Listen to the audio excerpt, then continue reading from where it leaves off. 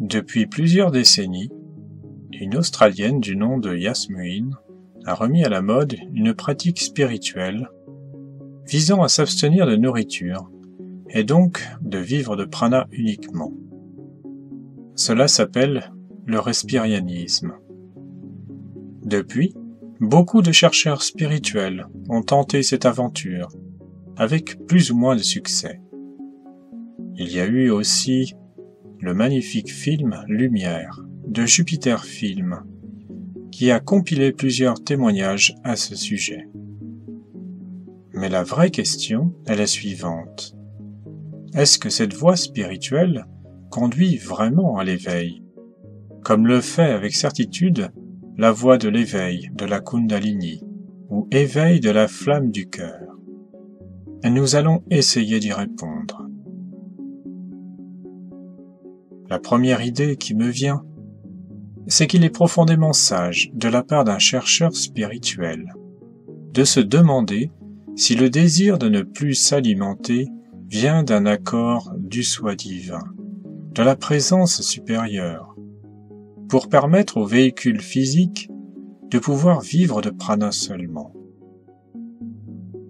Justement, l'une des personnes du film Lumière, un sage indien très âgé et vivant de prana depuis plus de 70 ans, a bien précisé que 3 déesses immortelles lui étaient apparues dans sa prime jeunesse pour lui dire qu'il n'y avait désormais plus besoin de nourriture.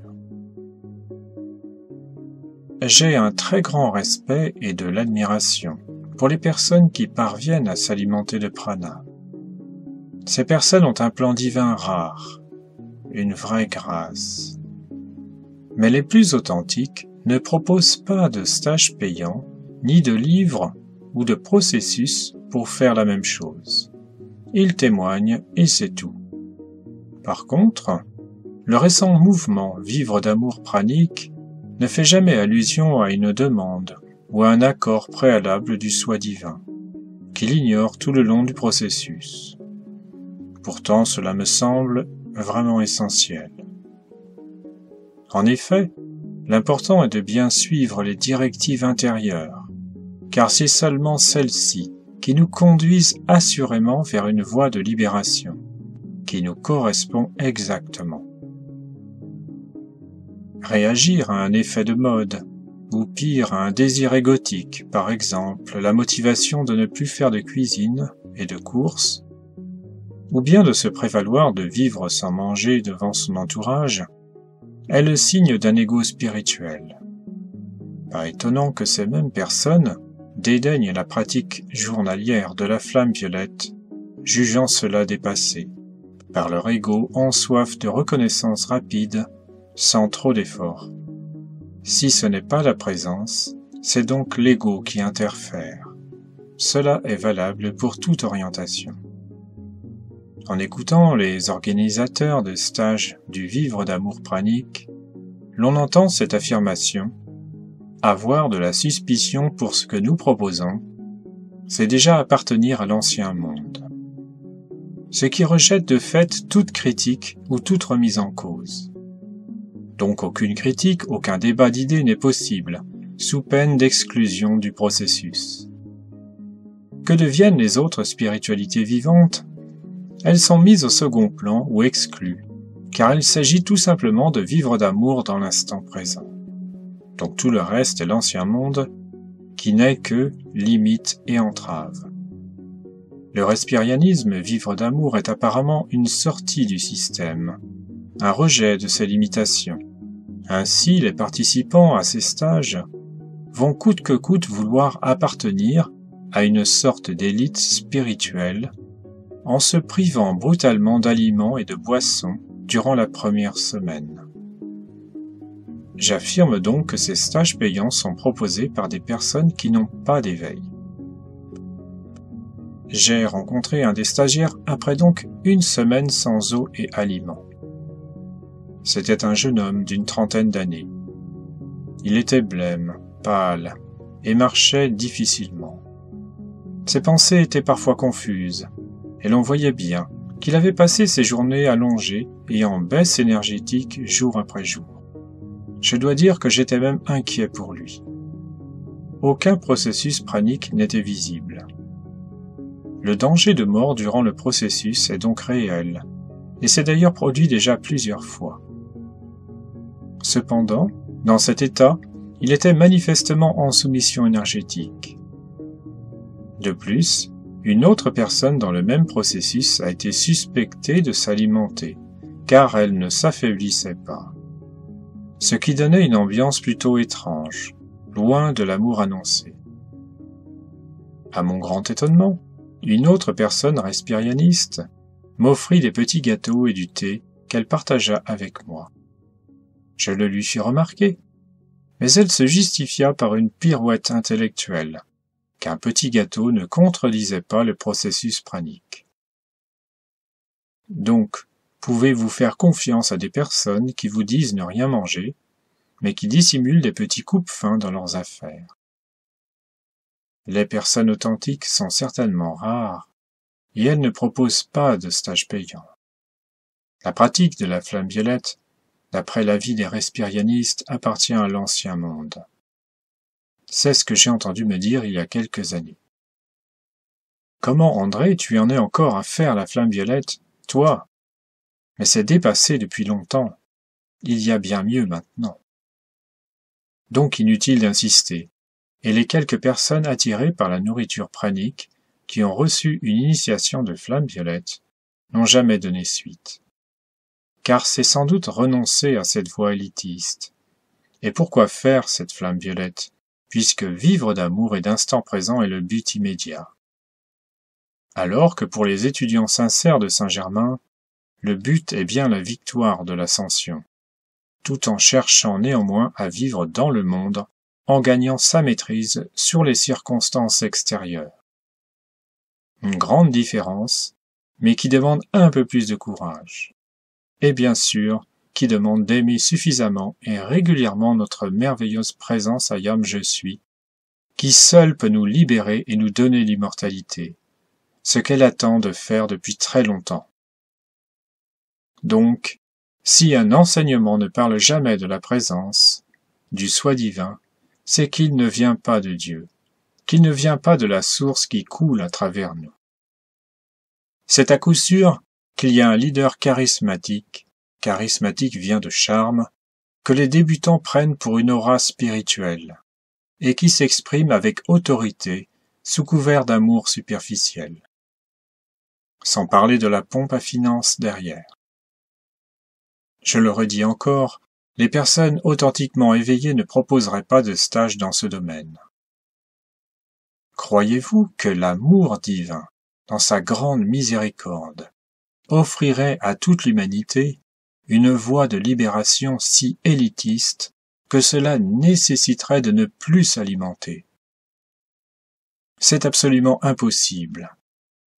Au contraire, nos grands frères et sœurs immortels nous ont donné l'enseignement de la flamme violette pour que tous, même des enfants, puissent la faire et commencer à consumer leur karma en quelques années et augmenter de façon importante leur rayonnement et leur contact intérieur.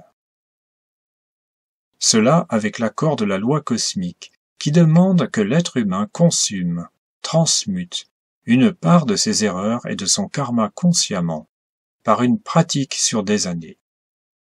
Vivre d'amour et de présent ne suffisent pas. Pour revenir à l'éveil de la Kundalini, en s'abstenant de nourriture, il est connu de façon universelle qu'avec moins d'énergie vitale, la libido va s'endormir, mais pas disparaître. Si vous remangez, elle est évidemment de retour. Alors ceux qui vivent de prana uniquement éteignent la libido artificiellement, sans pour autant avoir éveillé la merveilleuse flamme du centre du cœur. Je précise ici qu'il s'agit de ressentir une vibration Om, le moteur cosmique, comme l'appelle Yogananda. Cette petite vibration étant un début d'éveil de la Kundalini, pour que l'amour du cœur puisse monter et atteindre notre présence directement au-dessus de nous. Or, la contribution de la force sexuelle, ou plutôt sa conservation dans le cœur, est nécessaire pour éveiller la flamme. C'est sa redirection consciente vers le haut qui le permet. Aussi, vivre de prana entièrement pourrait être une conséquence de l'éveil, mais jamais sa cause. C'est la Kundalini éveillée qui permet de moins manger. Pour ma part, un demi-prana avec un repas principal par jour. Cela sans aucune baisse d'énergie vitale. Ainsi, la seule voie d'éveil véritable et de libération des réincorporations successives est bien l'éveil de la flamme du cœur, élevée vers la tête et vers la présence. Lorsque la présence ressent cette énergie remontée, elle apporte toute son aide pour écarter toute discorde et toute limitation. Je le répète, vivre de prana est donné à quelques personnes dans le monde, pour prouver que cela est possible. Comme jadis, dans la foi chrétienne, il y avait des stigmatisés, des personnes qui vivaient la crucifixion de Jésus avec les plaies caractéristiques aux mains, au front et aux pieds. Il serait inconcevable d'imaginer des stages payants de stigmatisés. Cela devrait être évidemment la même chose avec le vivre de prana uniquement. C'est une grâce spéciale accordée à quelques personnes qui souhaitent de tout cœur démontrer une réalité spirituelle.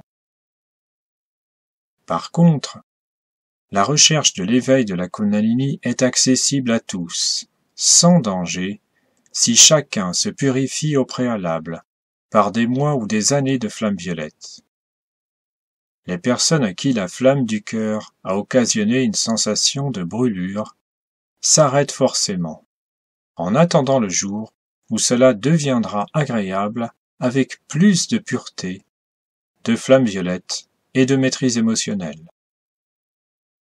Les conséquences de cette erreur respirianiste est que la grande majorité des participants ne pourront pas vivre d'amour seulement et reprendront l'alimentation physique, avec hélas la fausse sensation de quitter une élite et de ne pas être à la hauteur.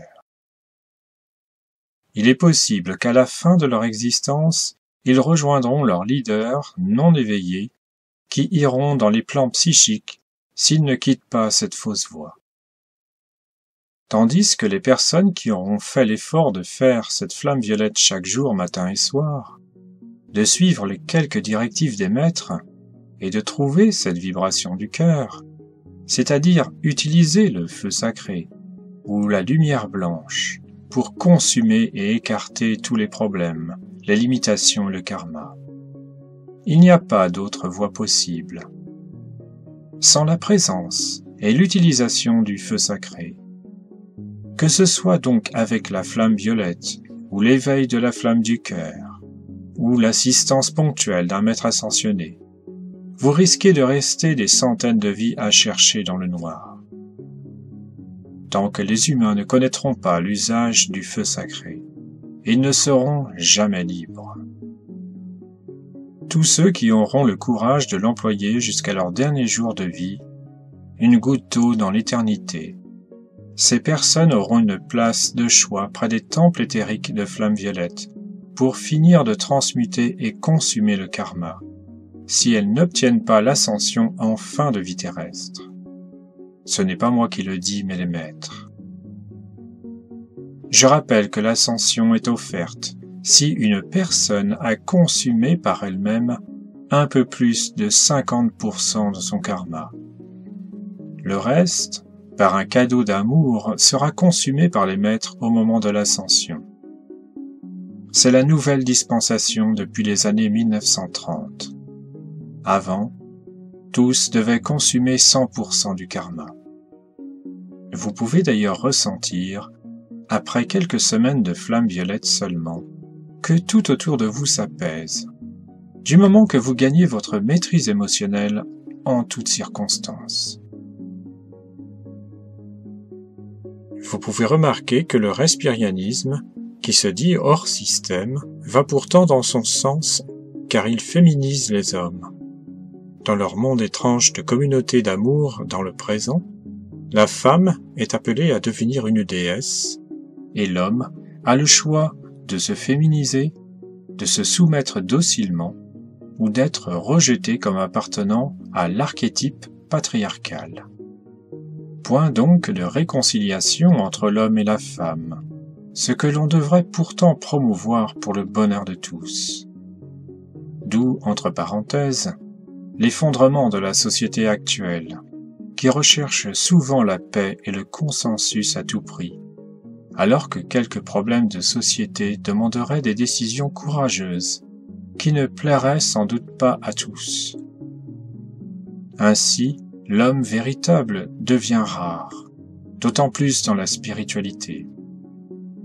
Difficile d'imaginer un homme bien bâti, puissant dans son corps, aventurier dans sa vie et ses actes, qui se permet des objectifs courageux, s'inscrire à un stage respirianiste, pour la simple raison qu'il verrait fondre sa masse musculaire. Par contre, ce type d'homme guerrier est mieux préparé pour l'éveil de la Kundalini s'il a conservé du cœur, c'est-à-dire un esprit chevaleresque, comme le fort qui défend les faibles. Si cet homme-là a du cœur et de la vertu, et donc forcément du courage à revendre, il est tout à fait prêt pour l'éveil de la flamme du cœur. Et si sa sexualité est puissante, la vibration dans le cœur le sera aussi. En effet, autour des veillées authentiques comme Gautama, l'on ne trouvait pas de moines efféminés, mais plutôt des membres de la classe guerrière. Jésus aussi ne s'est pas entouré de pharisiens ou d'esséniens, à part Judas, là pour une raison précise. Des intellectuels souvent dogmatisés et éloignés des réalités. Car il faut le courage du guerrier et aucune peur pour méditer en gardant son attention fixée sur le soi véritable, la présence, tout en pratiquant une respiration pranique profonde, pour conserver, élever, relier la force sexuelle dans le centre solaire du cœur. Ces personnes, hommes ou femmes, n'ont pas étouffé leur libido ou animalité, qui est en fait représentée par le sphinx, le gardien du temple. C'est ce gardien qui permet d'accéder au sein des saints, la flamme du cœur vibrante. Comme je l'ai dit dans mon livret d'instructions sur la Kundalini, la femme doit aussi puiser dans son aspect guerrier pour arriver au même résultat. Vous l'avez compris, je ne cherche pas à favoriser un genre plus qu'un autre, mais à proposer une voie d'éveil pour tous. Si j'avais à ouvrir une école d'éveil de la Kundalini, une école gratuite, c'est une pure fiction. La sélection pour les candidats se ferait d'abord sur la qualité du courage, et que cela se testerait en situation, par exemple sur un parcours comme une Via Ferrata et des traversées de torrents sur câble. J'en parle car j'ai déjà testé quelques personnes de cette manière, et l'on voit tout de suite l'homme peureux ou la femme courageuse. Mais certains préfèrent décommander l'expérience. Maintenant je vous laisse. Je vais me préparer à un délicieux repas, comme sur les photos de ma page Végétalisme Nourriture d'éveil, que je vous invite à parcourir sur mon site Contemplative Art, lien page flamme violette. Bon appétit, et n'oubliez pas de bénir et charger vos aliments et boissons par la flamme violette et la flamme or. Dans mes playlists de vidéos, vous trouverez l'exercice pratique de flamme violette et aussi celle pour éveiller la flamme du cœur, la vidéo des vrais visages de l'éveil et celle sur l'alimentation. Je vous remercie, André Riviera pour contemplativeart.com.